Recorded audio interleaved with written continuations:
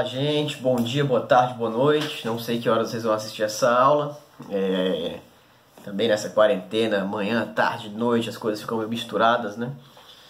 Hoje a gente vai falar um pouco sobre, na continuação dos debates anteriores que a gente fez sobre cultura e sobre antropologia, a gente vai falar um pouco sobre como foi que surgiu e que se desenvolveu esse estudo da cultura no nosso país, né? E vamos falar um pouquinho, então vamos falar primeiro de 4 períodos desse negócio, depois vamos falar da relação um pouco do estudo da cultura com as questões raciais no Brasil, né? E vamos falar um pouquinho depois sobre antropologia urbana, muito rápido, né? Para vocês terem uma noção geral e poderem aprofundar as pesquisas de vocês, eu vou deixar também alguns materiais para vocês na plataforma, tá? Primeiro é importante entender que a gente pode dividir o desenvolvimento da antropologia brasileira, a ciência que estuda a cultura no Brasil, em 4 grandes períodos, né? O primeiro que vai do final do século XIX até a década de 30, tá? Um segundo período que vai de 1930, mais ou menos, até a década de 1960, né? Depois um terceiro período que vai dos anos 60 até os anos 80, e um quarto período que surge nos anos 80 e segue até hoje, que é mais ou menos esse que a gente está agora, tá?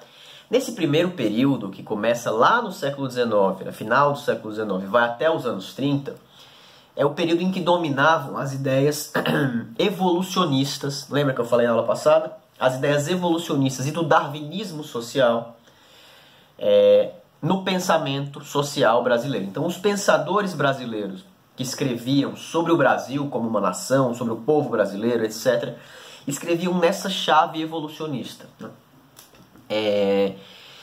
E assim, a grande dúvida deles, a grande pergunta de partida das pesquisas deles era, bom, qual é o povo que forma o Brasil, né?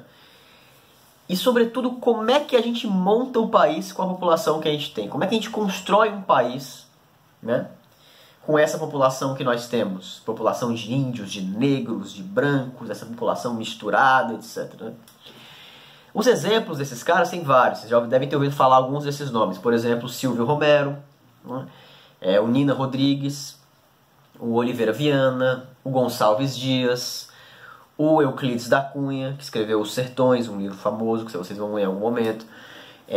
Com diferentes visões, esses caras enxergavam o Brasil a partir do ponto de vista de uma hierarquia racial, né? Então existiam raças mais evoluídas, é a perspectiva do evolucionismo cultural que a gente viu na aula passada, né? Então, por isso, eles tinham uma visão muito pessimista do Brasil, né? Eles diziam, olha, com uma população predominantemente formada por povos inferiores, que para eles eram negros, indígenas, etc., como é que a gente pode construir um país desenvolvido? Como é que a gente pode construir uma nação, né? Essas ideias, que parecem hoje muito distantes, mais de 100 anos, 120 anos, elas ainda estão muito presentes. Elas ainda estão muito presentes, né? E elas tiveram consequências muito concretas. E isso é muito importante que a gente entenda. A primeira consequência concreta disso é porque esses caras eles estavam nos círculos de poder. Isso era o pensamento das elites brasileiras, né? Então as políticas públicas no Brasil também já estavam influenciadas por esse pensamento. E um dos grandes problemas para resolver essa situação, qual era? Uma das grandes soluções, desculpa, para resolver essa situação, qual era? Ora, se a gente tem um povo ruim para construir um país, porque esse povo é formado por negros, indígenas, sobretudo, a gente precisa dar um jeito de branquear a nossa população, né? E então o Brasil, lá no final do século XX, do século XIX, desculpa, o Brasil começa a fazer uma política de imigração para atrair imigrantes brancos, europeus, sobretudo alemães, espanhóis, italianos. Esses imigrantes vieram trabalhar nas fazendas lá, sobretudo do sul do país, mas também do sudeste, etc., com subsídios, com apoio do governo brasileiro, né? Trabalhavam um tempo nas fazendas e depois tinham direito a ter sua própria propriedade. E isso é a forma como o governo tentou resolver a situação. Mas vejam então, essa marginalização dos negros e dos indígenas naquela época, né, ela teve consequências que duram até hoje. Não é à toa, por exemplo, que a maior parte da nossa classe média e das nossas elites é branca. Não é à toa. É porque essa classe média brasileira foi formada na exclusão dos negros e dos indígenas, né? Essa política de branqueamento da população ajudou a formar uma classe média branca, né? Pequena. O Brasil nunca teve uma grande classe média. Hoje é maior do que naquela época, é claro. Mas branca. O que restou aos negros, né? A gente sempre comenta sobre isso também nas aulas, né? O que foram fazer os ex... Vejam, imaginem a situação.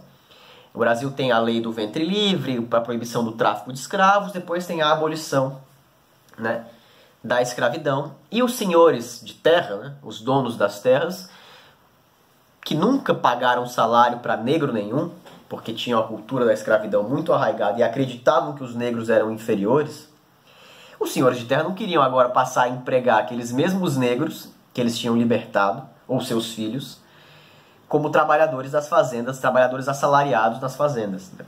Camponeses assalariados. Né? Não queriam fazer isso. Eles achavam que os negros eram inferiores, não podiam ganhar salário. Então eles mandaram os negros embora. Tchau, se virem.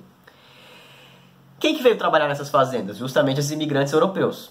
Os imigrantes europeus vieram trabalhar nessas fazendas e com salário e com a ajuda do governo conseguiram formar, crescer, né? Se desenvolver aqui. Chegaram pobres, eram pobres sobretudo, e conseguiram se estabilizar no Brasil e formar essa classe média.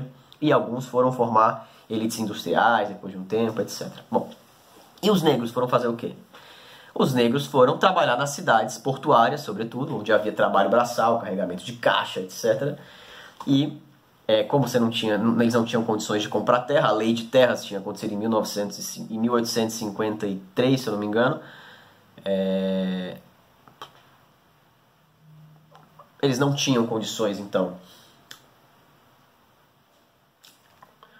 Os negros foram, então, para cidades portuárias, trabalhar carregando caixa, containers, porque eles não tinham condições de trabalhar no campo mais.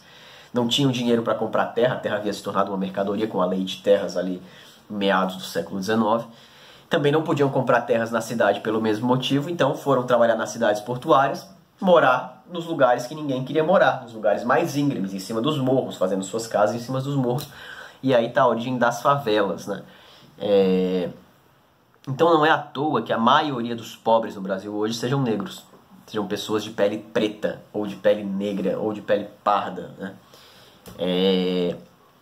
Isso tem a ver com a nossa história, tem a ver com esses momentos do pensamento social brasileiro. Então nesse primeiro período, o que predominava era isso, essa perspectiva de que como é que a gente vai formar uma nação com as raças que nós temos. Depois, o segundo período, que vai dos anos 30 aos anos 60, você tem uma gradual profissionalização da antropologia. Ela começa a chegar nas universidades e tal. Alguns brasileiros foram estudar fora, nos Estados Unidos, e voltaram. O Gilberto Freire é um cara que foi estudar nos Estados Unidos. Lá ele estudou com um alemão chamado Franz Boas, que a gente citou também nas aulas anteriores. E o Gilberto Freire é um bom exemplo nesse período de profissionalização, porque ele volta para o Brasil e vai estudar o Brasil, escreve o livro Casa Grande e Senzala com uma perspectiva diferente daquelas perspectivas anteriores. O livro Casa Grande e Senzala, ele não diz que a mestiçagem brasileira é um problema. Ele diz, pelo contrário, que a cultura brasileira é formada desse encontro entre negros provenientes da África, do continente africano, indígenas originários do Brasil e europeus provenientes principalmente de Portugal, que são os colonizadores. Esse encontro de culturas formaria uma cultura única, bonita, bela, potente, que era o Brasil. Então Gilberto Freire rompe com essa perspectiva racista que tinha a ver com as ideologias evolucionistas, etc. Mas ele cria um novo problema, porque o Gilberto Freire ele acaba fazendo parecer em alguns momentos que esse encontro de raças, de culturas, é um encontro muito harmônico, muito tranquilo. Então ele dá a entender, embora não diga isso diretamente no seu livro Casa Grande e Senzala, que é seu principal livro, ele dá a entender que o Brasil vive uma harmonia racial ali, que não tem mais tantos problemas por isso. Dessa fase, assim, vem os principais intérpretes do Brasil ali da primeira metade do século XX. O Gilberto Freire é um deles. O Caio Prado Júnior, que é um marxista, é outro, né? E o Sérgio Buarque de Holanda, também com seu livro Raízes do Brasil, é outro desses intérpretes importantes do Brasil, né? Depois vem nos anos 50 e 60, ainda nesse segundo período, os estudos de comunidade, muitos antropólogos preocupados ali com pequenas vilas, comunidades, povos indígenas, marcados por uma transição entre a vida rural e a vida urbana. O interesse por essa transição do campo para a cidade começa a ser muito grande. E a ideia de mudança cultural era o foco, né? E as culturas populares vão passando aos poucos a deixar de serem vistas como manifestações de um atraso, de algo assim, e a serem vistas como manifestações culturais legítimas, com suas próprias lógicas e etc, né? Mas o terceiro período, que vai dos anos 60 aos anos 80, se consolida mais academicamente a antropologia brasileira. E aí as expressões desse período na antropologia são o Roberto da Mata, que já é um pouco mais perto dos anos 80, o Darcy Ribeiro, já para os anos 60, que é um grande antropólogo brasileiro, escreveu um livro muito bonito chamado O Povo Brasileiro, né? E nesse período tem uma preocupação com o estudo dos camponeses, sua vinda para as cidades e a formação de novos coletivos nas cidades. A marginalização, a vida nas favelas, a vida nas periferias urbanas, a forma como as populações indígenas que ficaram são afetadas pela política nacional, pelo Estado brasileiro, e começam-se a discutir questões de gênero, né, da relação entre os homens e as mulheres, discriminação de mulheres passa a ser um objeto interessante ali da antropologia, temas relacionados à diversidade sexual começam a aparecer e começam a surgir preocupações com o caráter do povo brasileiro, né? Roberto da Mata, que eu citei, tem um texto chamado Você Sabe Com Quem Está Falando, por exemplo, que discute um pouco de um caráter. O brasileiro teria um caráter ainda aristocrático em alguma medida, independente de sua classe social. Desse livro Carnavais, Malandros e Heróis, onde está esse texto, é um livro muito interessante, deixar a referência para vocês também. Então nesse período, Darcy Ribeiro, o Roberto da Mata são importantes, e na sociologia, propriamente dito, Florestan Fernandes é um grande expoente, estuda relações raciais, né? O Antônio Cândido, né, que era um crítico literário também, é muito importante na sociologia, estuda algumas relações no campo, etc. E o quarto período, que é esse que nós vivemos, é um período em que se massifica a antropologia nas universidades. A antropologia se volta muito para estudar gênero, orientação sexual, tribos urbanas, antigas e novas religiões, nichos profissionais. A antropologia estuda tudo, basicamente tudo. Continua estudando povos indígenas e originários, continua estudando camponeses, estuda movimentos sociais, estuda movimentos virtuais. Hoje a antropologia tem um leque temático gigantesco e estuda tudo o que é relacionado à cultura brasileira. Bom, então, esses 4 períodos dividem um pouco do que foi a antropologia, né, no Brasil, o desenvolvimento da antropologia no Brasil. Além disso, vale a pena falar um pouquinho da relação da antropologia com as relações raciais, né? Como a gente viu, a primeira resposta sobre o que fazer com os negros libertos no Brasil tinha a ver com as teorias evolucionistas. Bom, você deixava eles para lá, substituía por pele branca, por gente de pele branca, e os negros que, enfim, fossem aos poucos sendo eliminados pela teoria da evolução, né? Depois veio o Gilberto Freire, inspirado pelo Franz Boas, né? Tinha estudado fora. O Gilberto Freire vem e coloca uma outra perspectiva, dizendo que a miscigenação é algo positivo e etc, né? E aí, como eu falei para vocês, implicitamente a esse pensamento do Gilberto Freire vem a ideia de que o Brasil é uma democracia racial, né? Que tudo vive em harmonia, que a Unesco, um braço da ONU, né?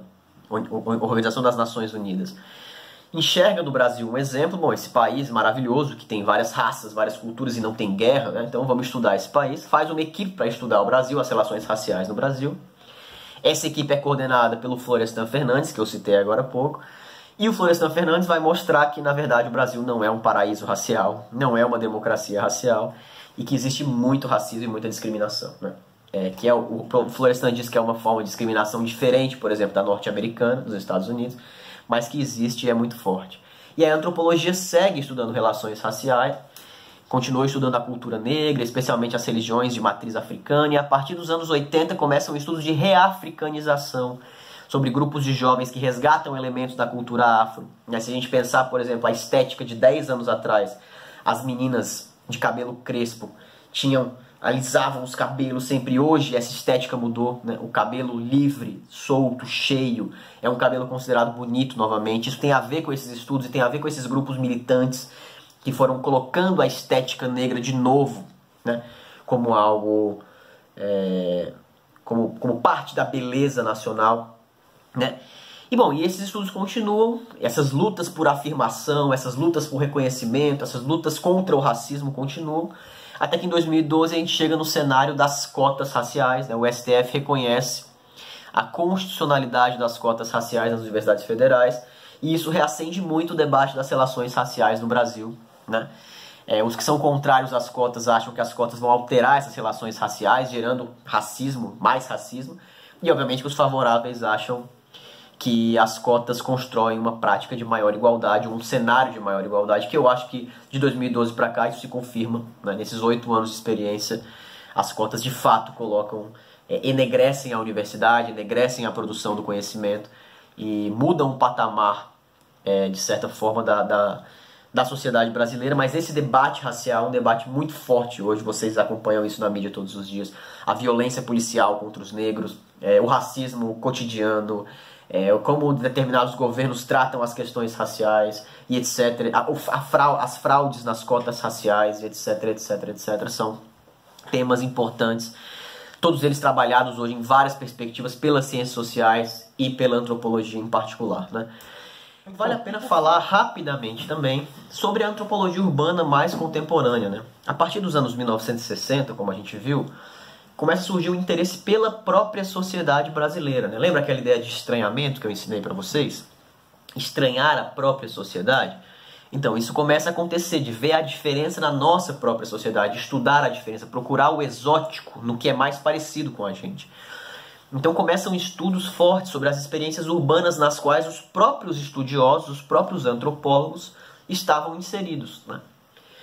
Estudos das relações e comportamentos das classes médias e classes altas, estudos das relações dentro das próprias universidades, estudos das opressões, né? Das opressões de gênero, de raça, de orientação afetiva, né? Então surgem antropólogas feministas, surgem antropólogos homossexuais, surge uma antropologia militante que cresce nos anos 80, junto com os movimentos sociais, que vai produzindo conhecimento em conjunto com os movimentos sociais. Mais recentemente surge, por exemplo, muitos estudos sobre a violência nas periferias, não só do ponto de vista dos dados estatísticos, como a sociologia faz, mas do ponto de vista das experiências vividas, né? A gente tem, por exemplo, para citar um exemplo aqui do Ceará, recente, um estudo chamado Cada Vida Importa, né, feito pelo Comitê de Prevenção pelos Homicídios na Adolescência da Assembleia Legislativa do Ceará, coordenado por um deputado estadual chamado Renato Roseno. Esse estudo, ele estuda, entre vários dados e tal, não sei o que, uma das coisas que eles fazem é conversar com as mães dos adolescentes assassinados e entender que dinâmica cultural é essa. Então a violência nas periferias, o tráfico de drogas, tudo isso passa a ser estudado pela antropologia dessa perspectiva, das relações sociais que existem ali, dos status culturais, né, do capital cultural, dos costumes, das regras, enfim. Começa a estudar os tipos de lazer das classes populares, o bailes funk, por exemplo, né?